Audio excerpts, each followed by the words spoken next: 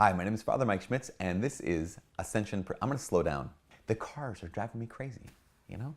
I was like, I'm going to film at a different time of the day so that I can avoid all the cars. And apparently, I can't do that. So I'm so sorry. Hi, my name is Father Mike Schmitz, and this is Ascension Presents. You know, this last summer, I had the chance to go to a number of different events. And at each of these events, it was so great because there were at least one or two guys who I don't get to see very often, but I'm really connected with. These great men of God, these great Catholic men. And almost every time I saw these guys, someone would say, oh, look at you two.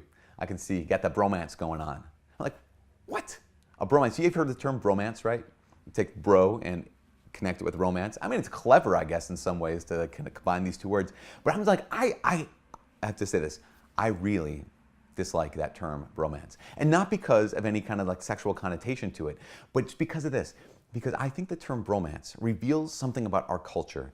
We look at everything, every significant relationship or every significant love through the lens of romance.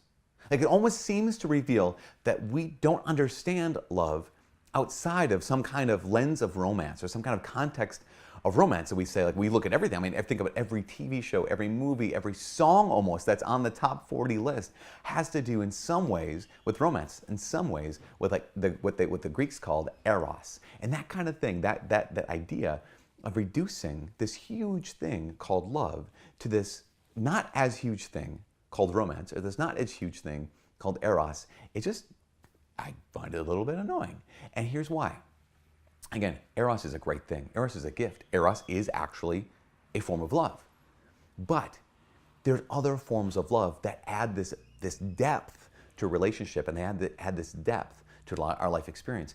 And while we have, the Greeks would talk about this, they talk about Eros. It's the love of desire, or the love of romance, essentially.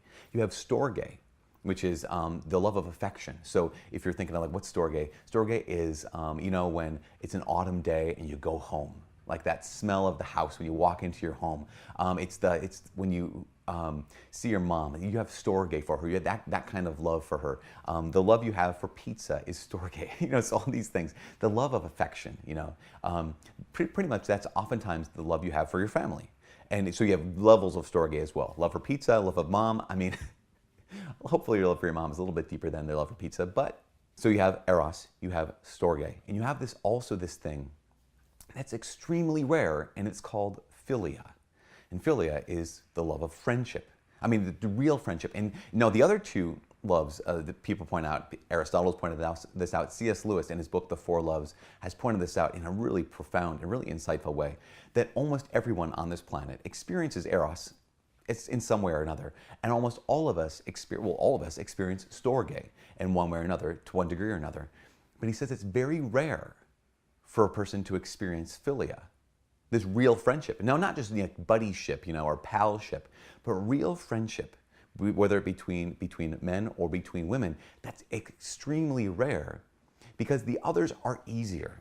But Filia, true friendship, has this new characteristic to it, a new character to it, and that character is this. The character is that I don't desire to possess anything from you. I don't necessarily need to get anything from you. When it comes to Eros, romance, I mean, part of that whole thing is I desire this person. I want to, in a certain sense, possess this person. Not necessarily because I'm selfish or because I'm greedy or because I'm honed in on myself. I want to use them, but there's a desire to kind of have and to hold, right? That's kind of the language we use. When it comes to Storge, same kind of thing. I love the feeling I get when I'm home. I love the feeling I get when I eat pizza. I love this kind of affection. It's really rooted in where I'm kind of getting out of this. But in so many ways, Filia, it's not about like us, not about holding on to this person. The way in which C.S. Lewis described it in his book, The Four Loves, and he says is this: Filia does not involve two people looking at each other. Filia typically involves two people standing side by side, pursuing the same goal.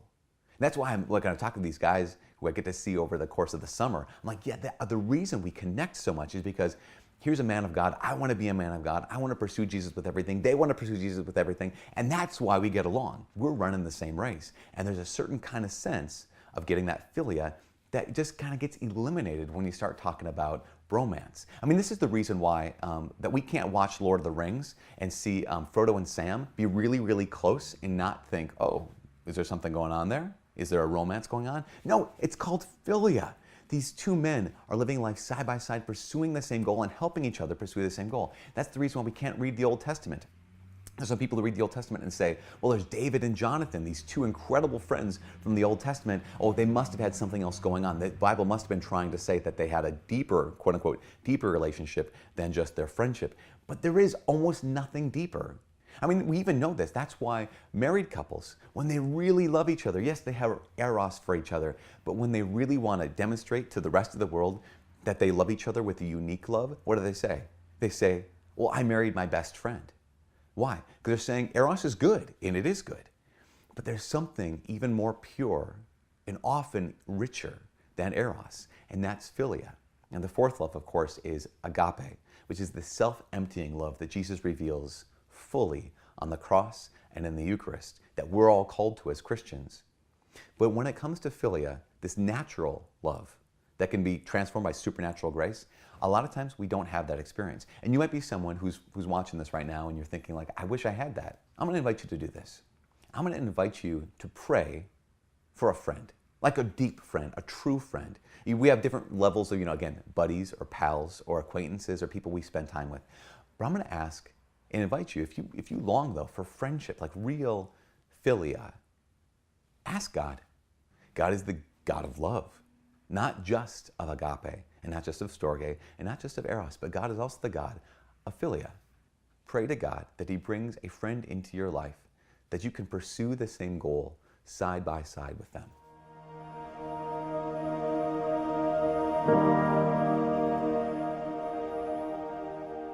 Okay, of course, now once I stop talking, the cars stop driving by. Ridiculous, you guys, ridiculous.